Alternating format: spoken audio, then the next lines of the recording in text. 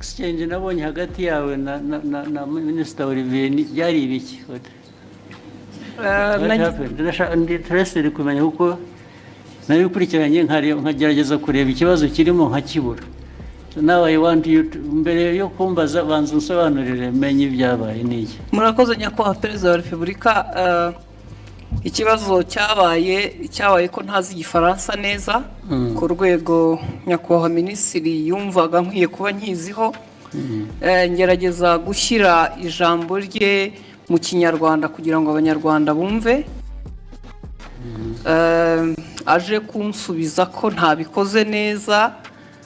Hari ku cyumweru yakosoraga Ikinyarwanda ni ukuvuga ngo hari message yari yanditse cyangwa ubutumwa mu Gifaransa asubiza yavugaga kuri issue ya Kongo. Hari abo yari ibyo yasubizaga tugerageza gushyira mu Kinyarwanda. Ngira ngo ntitwabivuga neza nk'uko Igifaransa kibivuga tugerekeje. Ariko se kuvuga neza hari icyo mwanyuranyijeho se cyo yavugaga? Ntabwo twakimenye kugeza ubu kubera ko ndavuga isi ushobora kuba yaravugaga ikintu mukagisobanura mu buryo butandukanye n'ibyo yavuze. Ubwo ni nko kuvuga ngo mwavuze ibyo atavuze, ariko hari no kuvuga ibyo yavuze wenda mu rurimi we yumva rudahagije. Biratandukanye. Yego, icyo cya kabiri igihe nta kibazo mbonamo kuba wavuga ibyo navuze. N'ubu ngubu nimuva ugenda ugasobanura ibintu navuze cyangwa nashubije mu nzira iyo nabishyiragamo, ariko wenda ururimi rukagobwaho akantu gato, ntabwo njye nabibonamo ikibazo. Ariko ugiye ugahindura ibyo navuze Yesu ukavuga ko navuze no, ubwo biba byahinduye isura. Aho niho nagira ikibazo. Niko byagenze or what happened? Ntabwo twigeze duhindura icyo yavuze, nuko tutakivuze mu Gifaransa ngira ngo cyanyacyo kuko na message mutabisobanuye mu Kinyarwanda ngo gihwanye n'Igifaransa cyiza yavuze. Noneho ushaka intambara z'ubusa kweri.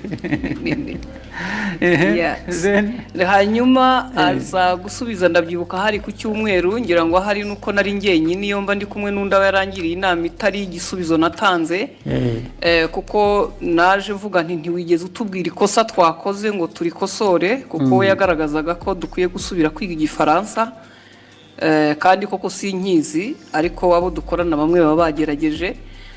Ngira ngo naho habaye kutumvikana na nyuma ndisegura kuko ntari ku rwego wenda rwo gusubiza. Ariko wiseguriraga iki? Ko nashubije Minisita ndi umunyamakuru muri urwo buryo. N'ubu ndacyasaba imbabazi. Oya, ibishoboka. Ahubwo azagusaba imbabazi ariwe. Kuko ibi bya protocol, iby'abajanesi ntabwo birimo protocol. Yes, ndabona ushaka icyo kintu ndashaka kuko nabonye hari ugusaba imbabazi sinabyumva.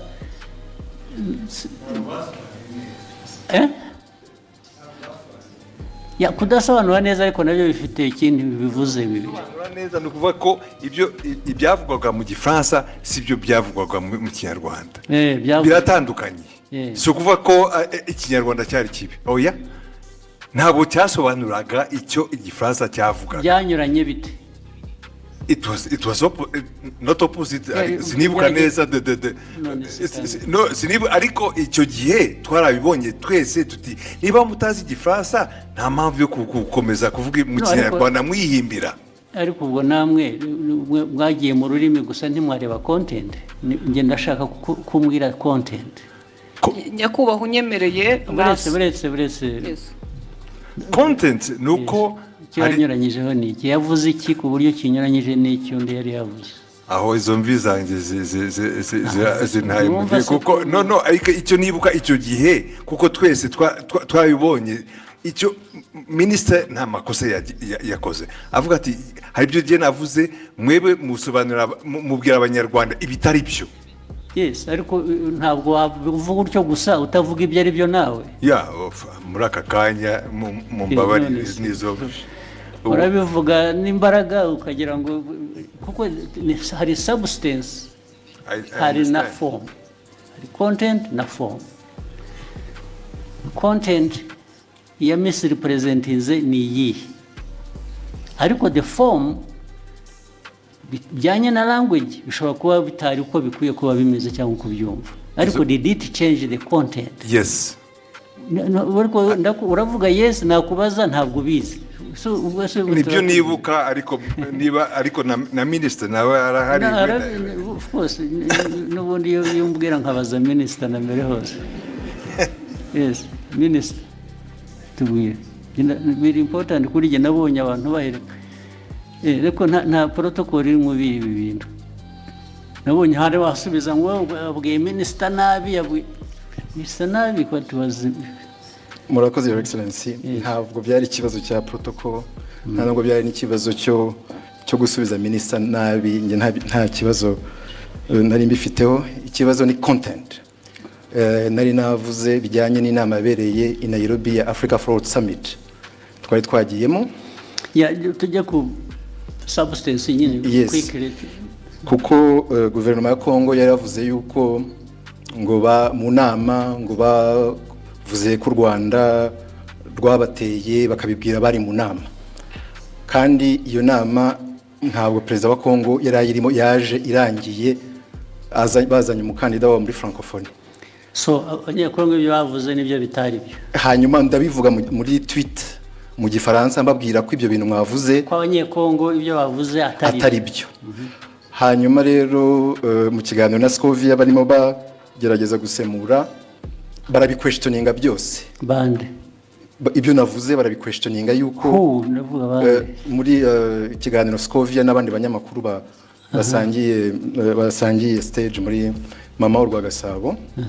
Hanyuma baranavuga yuko bavuga yuko ibyo navuze ahubwo bagiye kubibaza umuhanzi witwa Sherry Silver wari watumiwe ngo aze muri party yagombaga kuba after the meeting ya Africa Fraud Summit.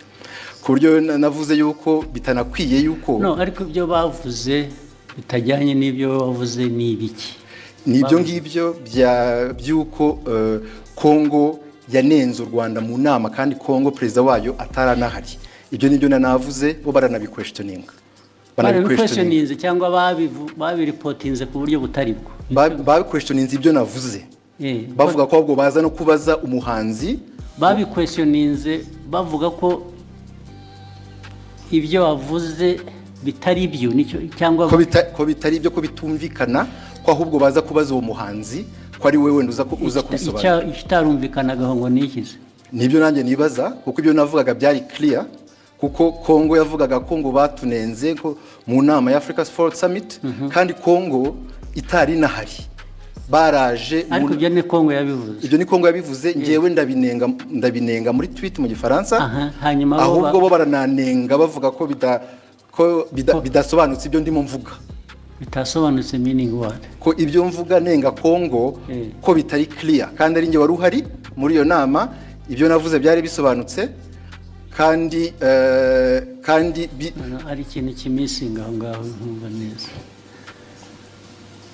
Bakwandika bavuga ngo ibyo bavuze si byo, bavuze ibyo bo kuri bo bakuvugiye ibyo wavuze se bitari byo. Oya, barabiquestioningaga yuko ibyo mvuga bitumvikana.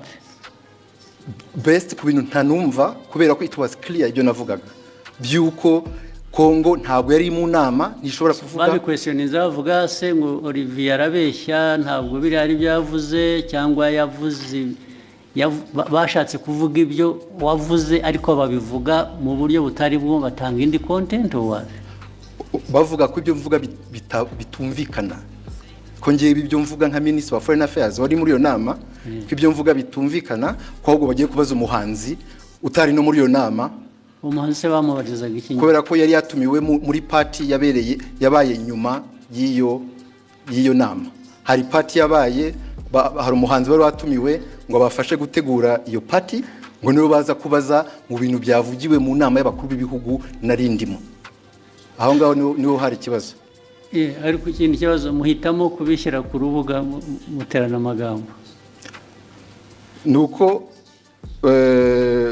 hari hashize n'iminsi mubwira ibyo batagiye basemura neza mwandikira akamubwira ko babikora nyuma bakongera bagasubira bakabidistortinga. ibyo byaje kuba noneho bitari interpretation, ibyo bavuze gusa ko ibyo yavuze atari byo, ko atari byo, ko babiquestioninga. It is very intriguing. What is it? Nyakubahwa, murakoze kongera kumpa umwanya. Abandi mwari kumwe icyo gihe ni bande mbese? Ni abanyamakuru dukorana, ntabwo bari hano. Twari mu kiganiro dusangira amagambo magufi turebe turangize. Icyabaye, leta ya Kongo yavugaga ko bari bahari nk'uko nyakubahwa minisitiri yari yabavuguruje, nawe akavuga ko batari bahari. Noneho mu kiganiro kuko abari talk show atari kuvuga ngo turasoma amakuru kwa kundi twihuta. Ni ikiganiro mwakora? Ikiganiro noneho tubiteramo urwenya, turavuga tuti se ko tutariyo nk'abanyamakuru, Kongo ikavuga ko ihari, u Rwanda minisitiri akavuga ko adahari, turaza kubaza uwo muhanzi twabonye we yaranahara tubwira ngo yarashinzwe protocole kuko yagaragaye yifotoza muri iyo nama na perezida w'Ubufaransa ari nawe. Mwibaza ngo noneho icyabaye niki? Twibaza ngo niki, turaza kubaza uwo ni utari ku ruhande rwa Kongo ntabe na minisitiri ashobora kutubwira ko yamubonye cyangwa atamubonye. Tubivuga dutyo turagenda. Nyakubahwa Perezida wa Repubulika ngira ngo ikibazo cyaje kuba ubwo nyakubahwa minisitiri yazaga kuri Twitter akoresha imvugo igira iti Madame Scovia Mutesi, ikiganiro cyanyu kiratera urujijo mu Banyarwanda. Inyandiko yanjye yanditse mu rurimi rwumvikana. Ubutaha muzashaka umunyamakuru uvuga neza igifaransa asemura inyandiko nk'iyi uko bikwiye mbere y'uko muyiganiraho. Nibiba ngombwa muzabaze. Ariko urumva mwese ugira ngo mufite muzambaze, sorry. Wese mufite ikibazo. Olivier ko avuga, uko minisitiri avuga, ni nkaho bavuze ngo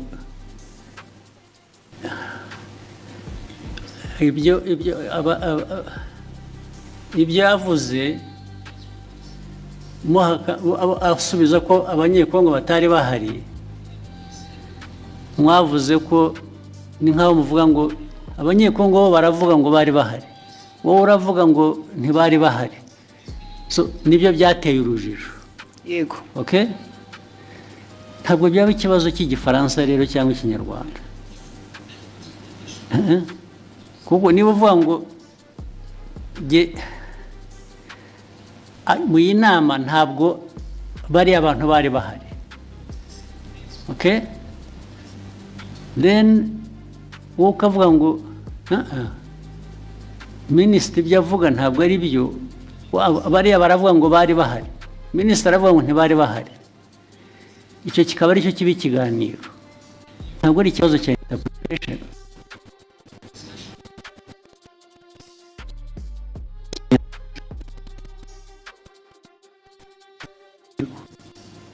Kubera ko wavuze ko batari bahari abanyekongo kandi wenda ntibari bahari, ariko bo baravuga ngo ariko reka tubaze abanyekongo bo barabivuga nk'abari bahari, ubanza bari bahari. So meaning barashaka kumenya niba wowe ibyo wavuze ko batari bahari ari byo. Ntabwo ari ikibazo cya interpretation ya language. Biri he aho ngaho?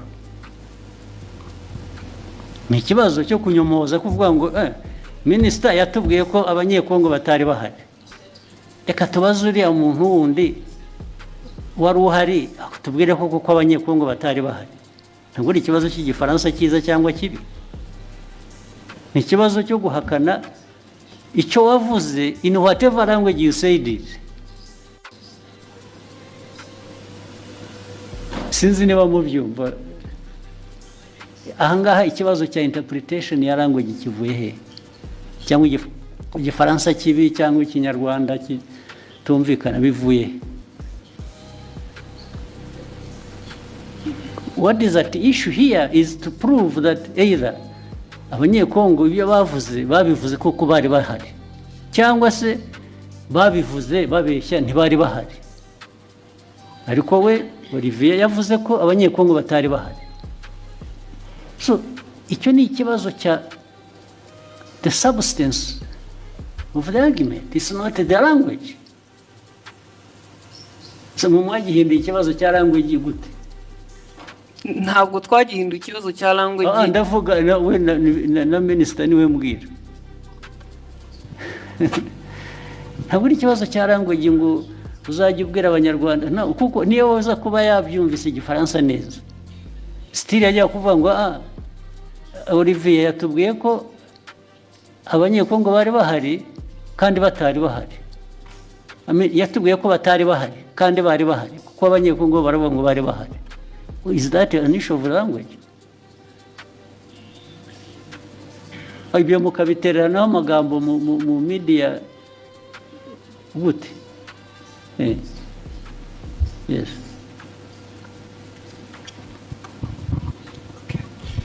Mwakoze kutwemerera kuba dufite telefone. Nitwa Mutuyezo Oswald. Byose narabikurikiye. Ndetse nanjye nagize comment kiraho minister aranyandikira kuko nanavuze ngo bakwiye kuba babiganiriye mu gikari. Bitari ku Karubanda. Minister arambwira ati byarimaze kuba byinshi. Nje uko nabikurikiye nkanabisesengura impamvu minister yazanye mu kibazo cy'igifaransa ni impaka n'indende ntago ari kiriya gice cyonyine. Hari ukundi babisemuraga ukumva harimo makosa. Ntekereza ko rero mubabaje njye mbona hari ababirigi nibo babazwa nuko nta nubwo bababajwe rero na content nukuri abantu babajwe na language. Yego. Mu buryo basemuraga birashoboka ko ni isesengura ryanjye minister atekereza ati ubwo niyo conclusion bakoze ishingiye kuko baba batari kumva neza ubutumwa. Magurutse ngira ngo nkemure iki kibazo n'umuntu yandikiye arambwira ati ndabizi ko wabikurikiye saba ijambo ukemura ikibazo.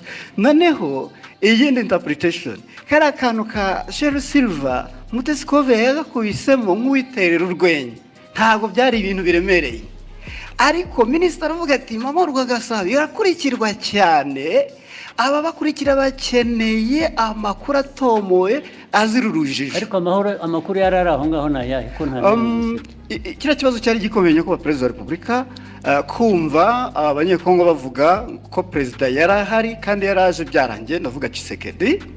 So noneho we minister yari itonza ashishimura message azingo arabwira abanyekongo noneho babazwa no kubona n'abantu baje bagasa nk'abayigabanyiriza ubukana, ariko ni ibintu bashoboraga gukemurira mu kikari. So ni ibyo reka no gutinda kuko bavuga kubikemura nge ntabwo ndabona ikibazo cyo kibanza, ariko mwarabuze akazi muri nkora gusa, ariko naba ministers mwajya muri yo argument harimo iki ko ntaracyumva n'ubu. Albert wahoze kuvuga cyane mu zirukomeye we substance aho ngaho yabaye yihige ko ntayumva yazanye intambara mu bantu bakayiki batuwazi. Nashatse nantuza ndanayibonye wa mugani byatangiye ari uko abanyekongo ubwabo batangaje inkuru itari cyo kwa kundi ibyo okay. So noneho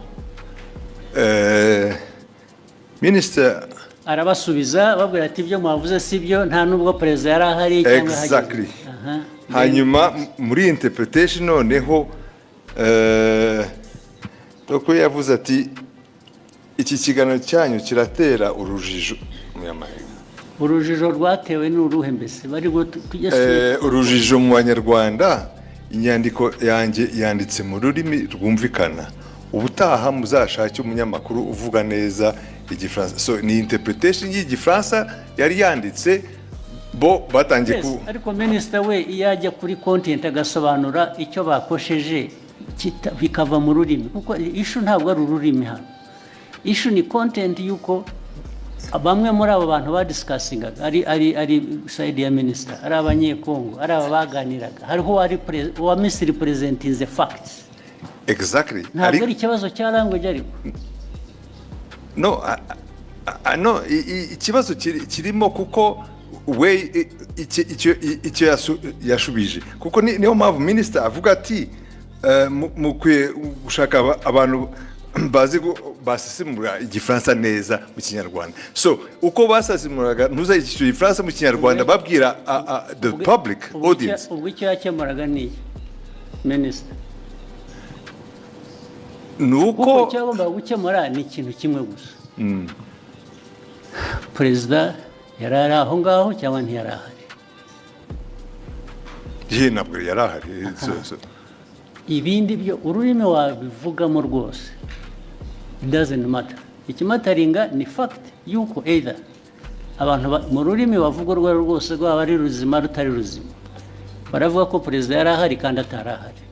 Yes. Niho substance iri gusa. Sure.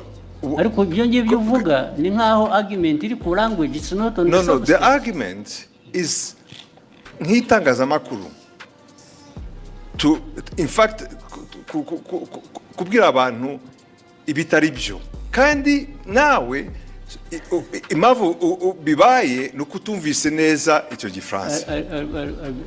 Ariko Robert urumva nawe ari na Reva nyine ufite ikibazo cyanyu ni language, ikibazo cyanyu ni substance. The substance that is the wrong message ugeza ku banyarwanda. Yihese yagejeje yo questioninga ibyo minister yavuze. Now question ibyo navugaga rero ubu noneho bitwayeho byari biri ya questioning ibyo minister yavuze. Now that becomes the substance kuri mo.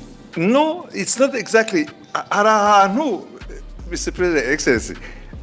The problem is where ajango abanyarwanda bumve the substance uko yari imeze.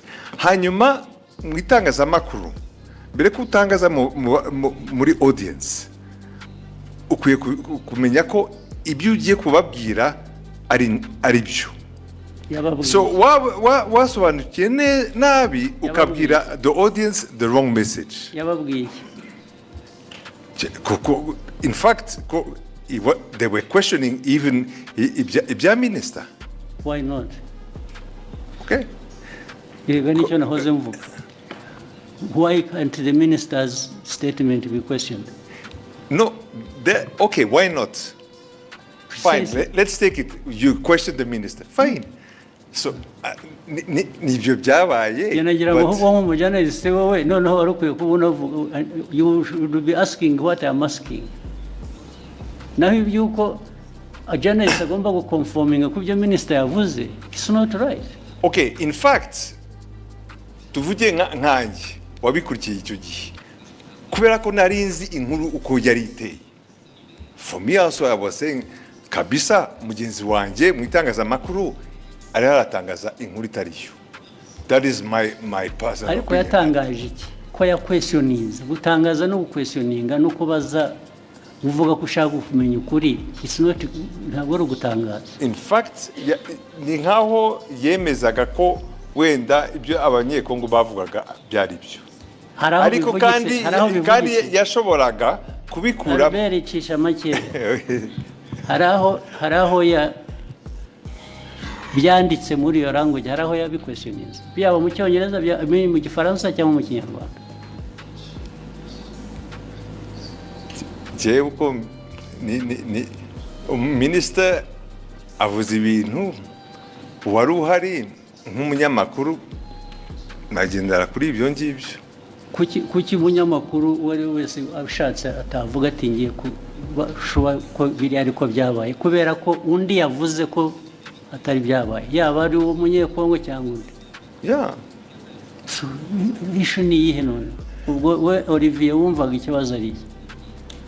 Mwagiye mu mpaka z'iki ko noneho bigenda biba even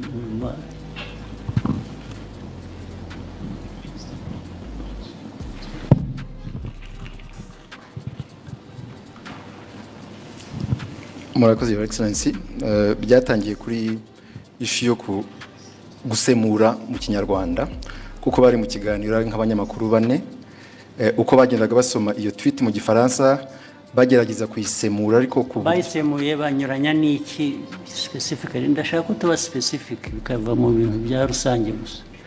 Barabisemuye batanga wrong impression y'ugute ni iki batanze ba distortings muri nk'urugero nabaha kuri ibyo bya Congo ko yari hari cyangwa itari hari ku buryo hari gira ngo Scovia yageze aranavuga ngo ariko ngo wenda bashobora kuba bari bahari ariko perezida atarahari perezida wa Congo ariko Congo yari hagarariwe kandi njye navuze yuko the chair was empty kandi byari byo chair ya DRC nta muntu numwe wari uriho nta n'abantu bari bariho fine kubera ko wavuze akavuga atyo icyo bajya kumusubiza ni ukumubwira ngo no actually nta n'umwe wari uhari gusa izindi ntambara ubwo zasubizanye nibyo nari navuze muri iyo tweet yuko the chair was empty ariko erega nta muntu wowninga facts cyangwa ukuri ngo iyo yavuze ntawe ugira icyo abaza wabivuze ni nabyo ariko somebody expressinze ko ashaka kumenya ko ibyo ari byo what is wrong with that ikibazo cyari gihari nuko it was even questioning a fact. It was not even my opinion. It was a fact. Questioning what? No, it was your opinion, much as it was a fact. Kuko niwe wari wabizanye.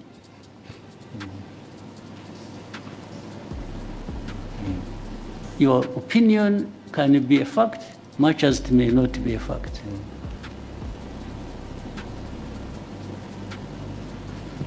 Your opinion is not always a fact.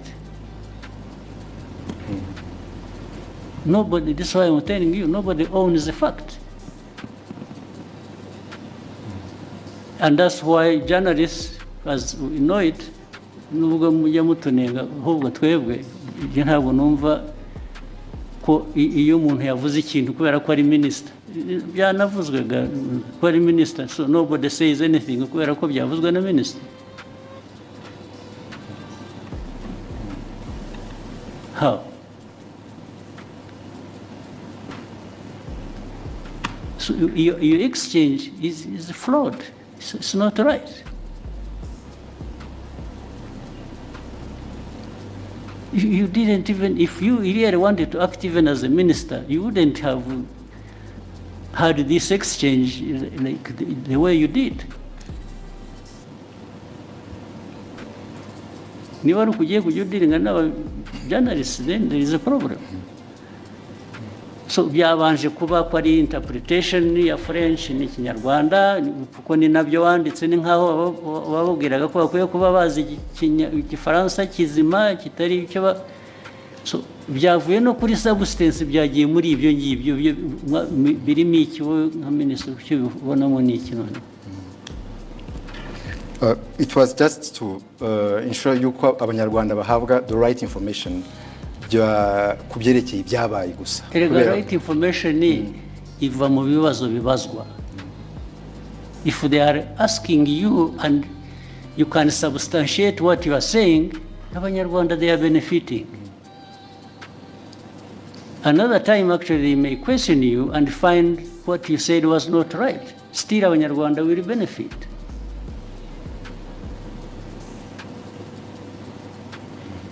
Because Olivier does not have a monopoly of facts. Do you? No, I don't, sir. Hey, so.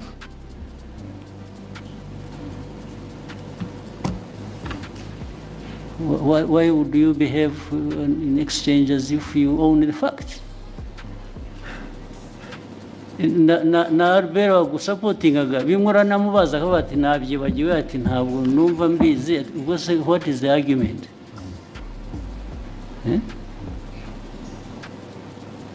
Muvaneho kajagari muzo. So you ask what you actually what concerned me why I raised it. I saw him her apologizing and I thought she didn't have to apologize. Apologize for what? Nasabye imbabazi kubera ko ndi umucuruzi mfite televiziyo minisitiri kuvuga ko tutize dufite ibintu bitameze neza nshobora gutakaza isoko nagombaga kujya mu ruhande rumeze rutya ariko kuri jewe waritakaza wa apologizing when you apologize babona nasabye imbabazi nabo bambabarire there was absolutely no reason to apologize.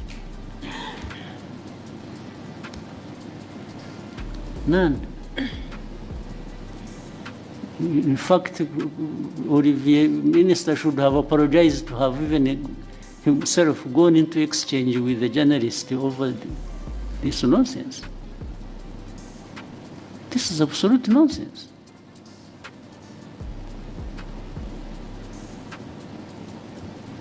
Okay, go ahead.